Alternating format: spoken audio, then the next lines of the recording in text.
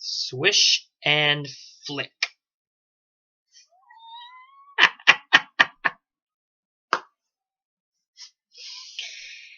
Woo! TTC of Dolphignition. Where there's a hate week, there's either a crow or a victory lap. And when there's a victory lap, there's FedEx Schadenfreude straight at your front door. Everybody and their dog predicted we'd win this game. But I'll give credit where credit is due. From the start of this game, you guys, the Raiders, pressured Tua. You stayed above us the entire game.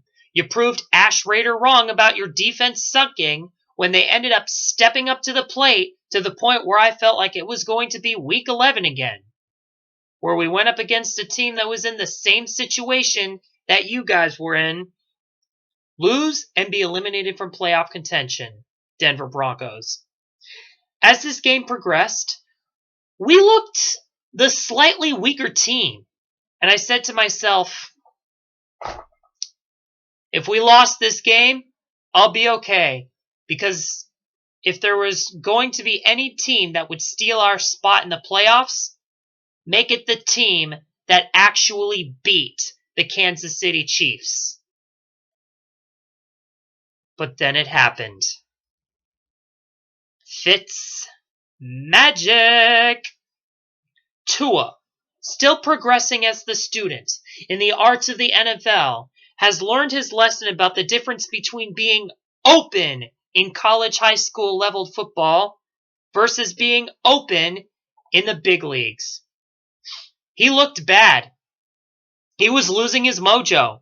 And before he threw the ball, he conserved and scanned too long because when he saw what could have been a good player to pass to, he opted out and continued searching the field because he saw a guy near that person about to be tackled, when in reality, Fitzpatrick taught him the lesson that in all regularity in the atmosphere of professional American football, it turns out that being a little risky and not over-calculating can have its benefits. As the Harvard Wizard slings that ball to our player, knowing there was a Raider covering him before the face mask.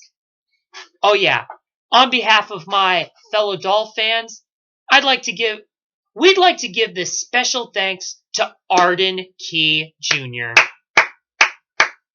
Even though our man caught Fitz's throw in bounds, still, we get a good enough break for 15 yards, leading us to get closer to the field goal line for Sanders, one of the best kickers in the league, to put the final nail in the coffin. With Las Vegas's poor game management, awful red zone offense, 1 touchdown in all 4 trips, pathetic, the failure to convert a single third down all game and a missed point after a touchdown, even with Aguilar able to run down for 49 yards for a touchdown, it begs me this one question. Why the fuck are the Raiders still keeping John Gruden? He's washed up. He costed you guys the game by not going for that touchdown. And he doesn't even show no signs of regret for that shit. And though he coached you guys into 3 championships back in the late 70s, early 80s, he also blocked you from getting a 4th in 2003 against Tampa Bay. And when you get a 4th, you're at the point where you start to become historically recognized a little more. The Raiders, whether they're from Oakland or Las Vegas, the Raiders need to start with a fresh direction. But until then, after seeing Days of Our Steelers, I await for urinating trees, Raiders of the lost season. Seriously, urinating tree. If you're watching this video, please, can you do that segment for this game? It kind of justifies it. Let this be a lesson, though. Never play conservative and leave a small gap lead against a team with the best kicker in the league if you can help it. It's why we beat the Cardinals, and it's also one of the many reasons, well, it's not the big reason, but it's one huge reasons why we beat the Raiders. As for us, before I get started, I'll admit, this is quite late for me to make this victory lap, but I've decided I'd wait until the result of the Raven-Giants game, as well as any other upsets to come against teams that are the ones to compete against us for that wildcard spot. What I got instead was the Ravens winning, but the Browns losing to the Jets. Sometimes, when a best dish is served cold, it could come with extra takeout that could be a good lunch tomorrow for someone else.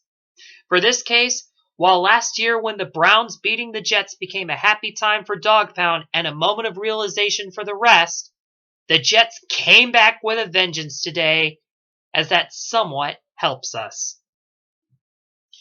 As the game was coming to an end, I was arguing with this one clown online. Bossups, aka DeQuavis.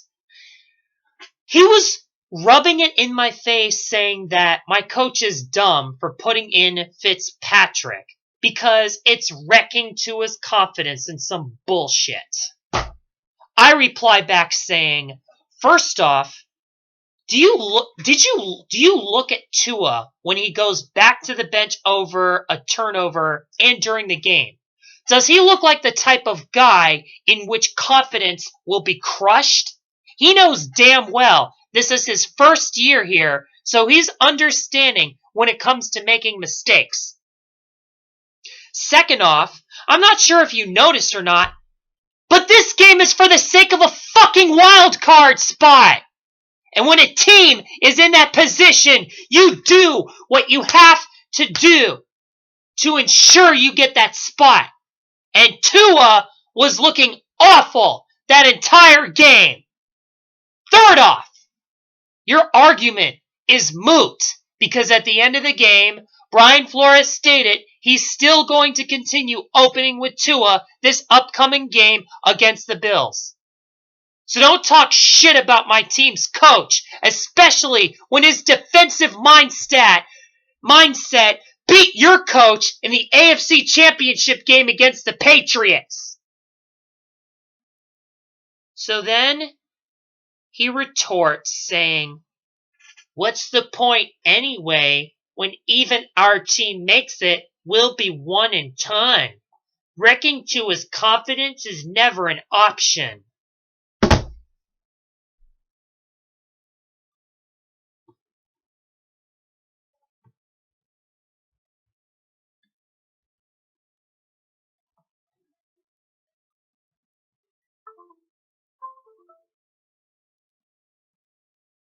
Let's get one thing straight. I have no qualms with Chiefs Kingdom. Absolutely none. And I've been questioning why people hate their fans. But after your arrogant remarks, I'm now starting to gain somewhat of an understanding. So you want to say a bold statement like that, DeQuavis? Well, allow me to retort a bold statement back at your punk ass. If we make the playoffs, you better hope we're 1-done. Because if we're paired up with you guys again, we'll certainly beat your fucking team. Because let me remind you that even though you guys beat us 33-27, we still intercepted Mahomes. Not once, not twice, but thrice. And when you lost your turbo in the fourth quarter, we nearly got you. And now that we've gotten a taste of your play style, it completely makes sense that you wanted to take shots at us because you know deep inside that this team can knock you guys out of the playoffs. and you know it. If there was such a thing as the Chiefs' Kingdom, DeQuavis, boss-ups, or whatever you call yourself in many of your different multiple accounts, you'd certainly be the Joker.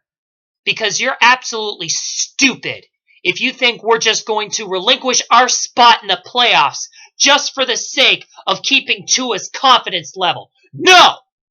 If you got two great quarterbacks and one of them is losing their mojo in 3 entire quarters, anyone with half a fucking brain would do the switch.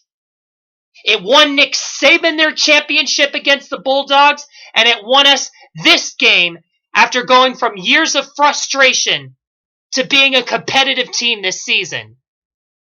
And it shows that when it comes to the marathon, especially with discipline throughout not only our games, but as the pandemic as well, we deserve that spot.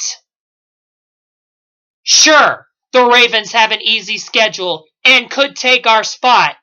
And even if that weren't the case, our first game would probably be against the Titans, a team I'd argue would be the only team that I know could beat us, unlike the rest of the other teams that are making the playoffs. But opportunity is knocking at our door. And these Dolphins are opening it.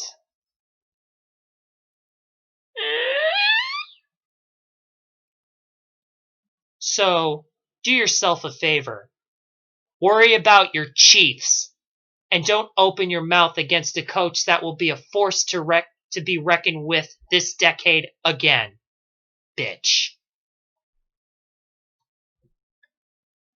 With that being said, tonight after the Miami Miracle 2020, with the realization to everyone that our quarterbacks are a double-edged sword to anyone that stands in our way, unlike 3 seasons ago when we had Cutler or Moore, and this fantastic smash-mouth defense, I feel so genetically blessed to be a Dolphin fan. Parks. I had this crazy feeling that we were going to lose, and I was prepared for that after we looked lackluster throughout most of the game. But nobody, absolutely nobody, could prepare anyone, Dolphins or Raider Nation, from a choke to us taking advantage and turning it into a comeback like that.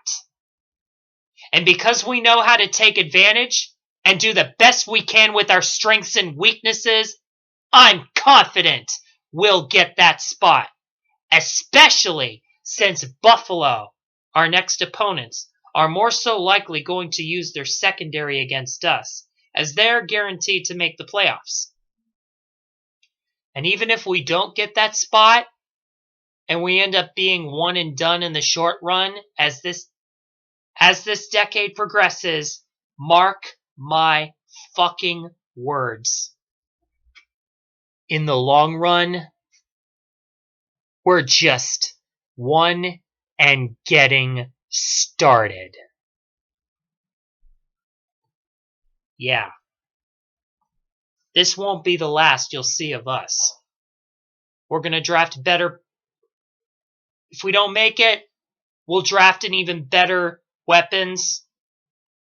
Our defense is going to stop teams in their way. I'm confident next season's going to be good. Anyways, hang on for a moment. Damn, my mouse is not working. Hang on.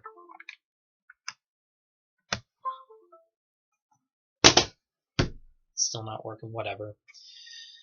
Anyways, shout out to Ash Raider.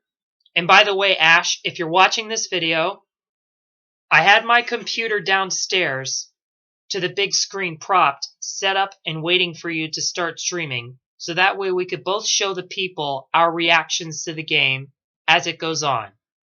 But considering you weren't feeling 100%, I can understand, and I do feel your pain, as we are both fans of frustrating organizations that will do shit like choking games away that really test just how loyalty to our team, to our fanhood of our teams are. And I must say, I give you props that even though you rightfully spoke your mind, as I too would be fucking pissed if my team choked away a game like that in that type of fashion, you still stay true to the black and silver. But, and this is a message to all the Raider Nation, there's light at the end of this tunnel. You see, at the end of this season, both our teams will be second seed of our divisions. So, more so likely, we'll probably be facing each other again next season.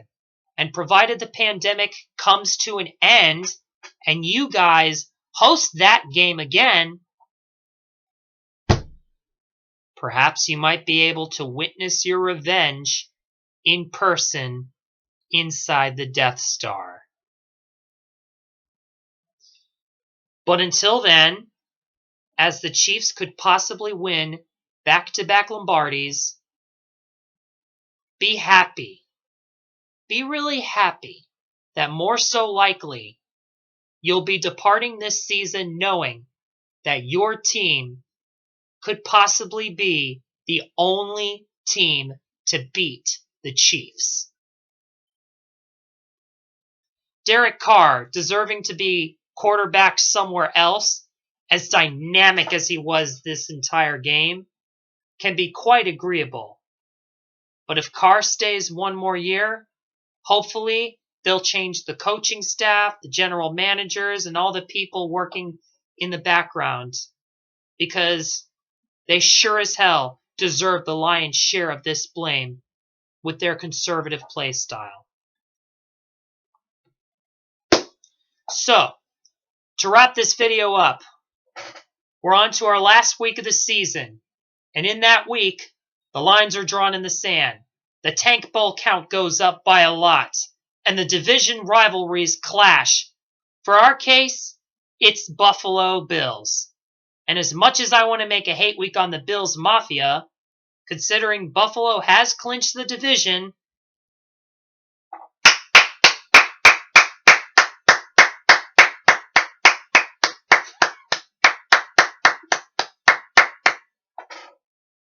congratulations. Congratulations, Bills. It only took your asses 25 years for that to happen again. And you know I'm wide right on that. They're more so likely going to play their backup team this game. So, there's no point in trash talking to them. Because if we lose to that, there goes our season and our pride. And if we win, even if, it's not much to brag about when beating your backup team. So, you won't be getting a hate week from me, Bills Mafia.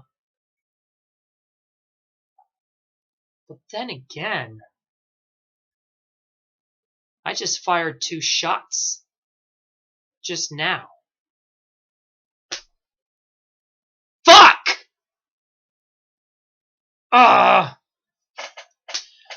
Come on, Dolphins. You want that spot? Get that W next week. If in the end of this game we lose and it becomes the final nail in the coffin, so be it. But please, do good this game.